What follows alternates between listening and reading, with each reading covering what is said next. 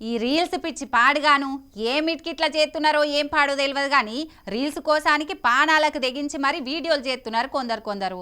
మరి అట్లా వీడియోలు చేస్తే వైరల్ అవ్వడు కాదు, ఏకంగా టపా కట్టేసిడే అవుతుందని చాలా మంది నెత్తి నోరు కొట్టుకుంటా చెప్పినా కూడా ఏహే మీరేంది మాకు చెప్పేది అన్నట్టే చేసి ఇగో ఇట్లా ఆగమవుతున్నారు.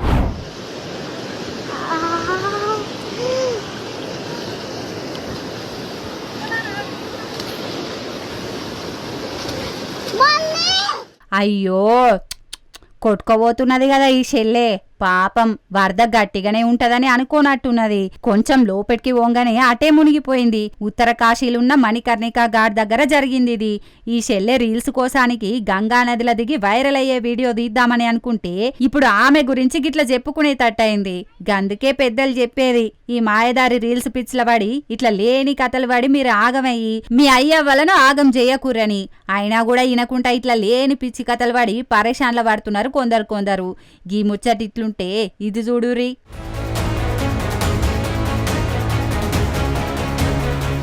ఇక ఈమెని ఎట్లా తిట్టుడు చెప్పురి.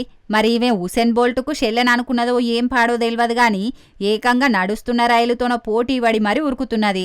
అది కూడా ఆ రైలు పక్క పోటీ నుంచే. మంచిగున్న రోడ్డు మీద బండితోని పోటీ పడి ఉరుకుడే కష్టమైతది.